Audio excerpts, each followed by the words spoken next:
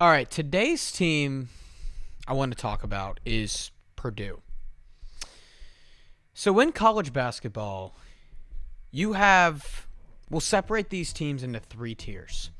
You've got your bona fide championship contenders, which is Arizona, Michigan, and I believe Houston belongs here. Then you've got your tier two, which I'm going to define as these teams can win it all, but still have a little bit more flaws than the Michigans or Arizonas of the world, and that's Duke, Iowa State, Florida, Illinois, and Kansas. And then you have your tier three, which these are still very good teams, but you need something to happen that hasn't happened yet for you to win it all. Purdue's in that tier. And Purdue got a huge win against Nebraska on the road. It was a very good win on paper. But I think in the first half of that game, we saw why Purdue is one of the 10 best teams in college basketball. In the second half of that game, we saw why Purdue is not one of the 5 best teams in college basketball, which is the point of this video that I want to get at. Purdue's a great team, very good team. I wouldn't say great, I would say very good. What's holding them back? Okay, what makes them very good is Purdue has maybe the best offense in the sport outside of Illinois, and everything looks so clean. 65% of their baskets are assisted. And look, you've got a guy like Braden Smith. That's going to happen. I love how they use Fletcher Lawyer at the top of the three-point line. They always get him open. They're shooting 71% at the rim. That's because you have a quarterback like that and Braden Smith who can get to his spots and get dudes open. A lot of Scott Skiles to his game, by the way. So all that's great. But there is one significant thing. How did Purdue collapse in the late second half against Nebraska? Now, they were up 12 with like a few minutes to go, and that game ended up going into overtime. Well, they left an open cutter, Lawrence, the dunk by Pfluger right at the rim, and then Rink Mass got that offensive rebound and won, and then all of a sudden, bam, game switches like that, and we're looking at an overtime game. Their rim defense completely and utterly 100% collapsed. Like the Jamarcus Lawrence wide open cut, no one was there. Rake Mast, no one boxed out. The Pfluger dunk, no one was there. And the reason why I want to talk about this is because this has been by far and beyond Purdue's biggest problem since Zach Edey left. Plain and simple. So the second half, their flaws showed. First half, they looked like a national championship team. I got a stat for you. Last year, Purdue gave up the highest field goal percentage of shots within 5 feet of the rim in all of college basketball. In other words, they didn't have a rim protector last year. So coming into the preseason, I said, yeah, Purdue's a really good team. We know that. They were last year. But if they want to go from really good to great, they need to fix their interior defense. They need a rim protector. I thought they had a solution to this problem. Hey guys, it's the College Sports Guy here. Hope y'all are enjoying this video. If you are, please feel free to like and subscribe. And, if you have any video ideas or any questions, feel free to leave them in the comments. I can't promise I'll make a video about every single comment. But hey, if I really like some of them, I will make a video on it. Anyway, back to the show.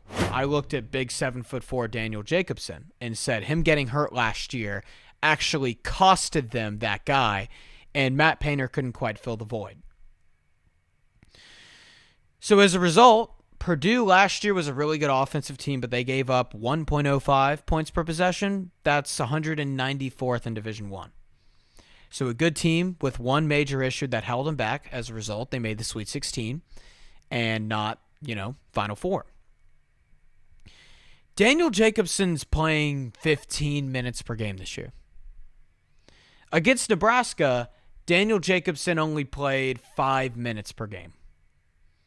And Nebraska's interesting because they have 5 guys on the floor pretty much at all times who can shoot threes.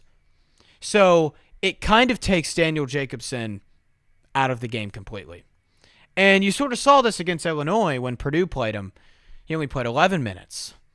That's because Illinois' got, the Avishitz twins who can drain threes and they're like 7 feet. And I kind of wondered why isn't he playing a lot? And there are other factors that aren't getting him on the court as much, but the reality of it is Purdue's a really good team. They have a major issue that is holding them back. Because you look at the stats this year. Okay, teams are shooting 63% against Purdue within 5 feet of the basket. So they've gone from 364th, which is last in all of Division I, to 323rd.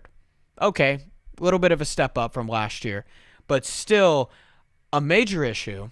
Still really, really, really tough for them to compensate for that. That's like trying to win the national championship while having corners that constantly blow their coverage assignments in football.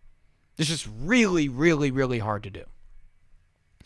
And the concern is Daniel Jacobson isn't getting any more minutes down the stretch. He's actually averaging less minutes per game in the 2026 year, since the new year started, than he was before the new year started. So his minutes are getting sort of trimmed out of the rotation. And outside of Daniel Jacobson, Purdue doesn't have a single guy on their roster that's averaging more than 0.7 blocks per game. So he's really their only answer here. And he's not able to get on the court consistently, which tells me that this team is really, really, really similar to the team they were last year, which is a very, very good team, FYI. A team that's capable, if some dominoes fall their way, of going to the Final Four, but I definitely wouldn't bet on it. So the teams that Purdue struggled against this year, I look at 2 teams in particular. I know they won this game, but Memphis, they have no business being in a close game with Memphis. And Iowa State, who they got ran out of the gym at home in Mackey. Those teams are similarly built teams. They're super athletic teams that have 5 guys on the floor who are legitimate three-point threats. So they're built very similarly. Purdue not having a rim protector and Jacobson kind of getting on the floor in those games was really hard for them. He got pretty much cut out of the rotation against Memphis. Because you look at what Iowa State did. Tamin Lipsey, every time he got the ball against this Purdue defense, blew by their guards. So Purdue doesn't have necessarily the most athletic backcourt in college basketball. And so Tamin Lipsey was able to blow by. But the thing is a lot of these great teams, UConn in their championship run had Donovan Clingan. When that happens, that's okay. You have a rim protector who can either force you to take a lower percentage mid-range jump shot, right? Or he can block your shot if you challenge him. Purdue doesn't have that guy. So as a result, everyone on Purdue collapses, right? There's a free-for-all in the paint because Tamin Lipsey had an open lane. So as a result, they left so many shooters open that Iowa State shot near 50% from 3 and ran them out of the gym.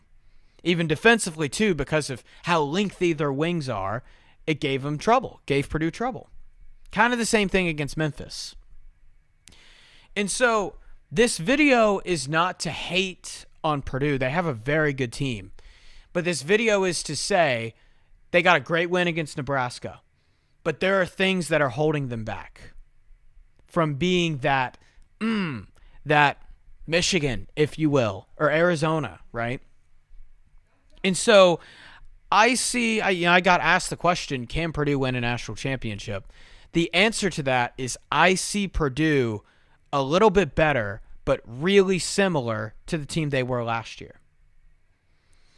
And they don't seem to have a solution in terms of rim protection. And if they don't, I think that's something that they can compensate for a couple weekends. But I think that's the most they can in the NCAA tournament.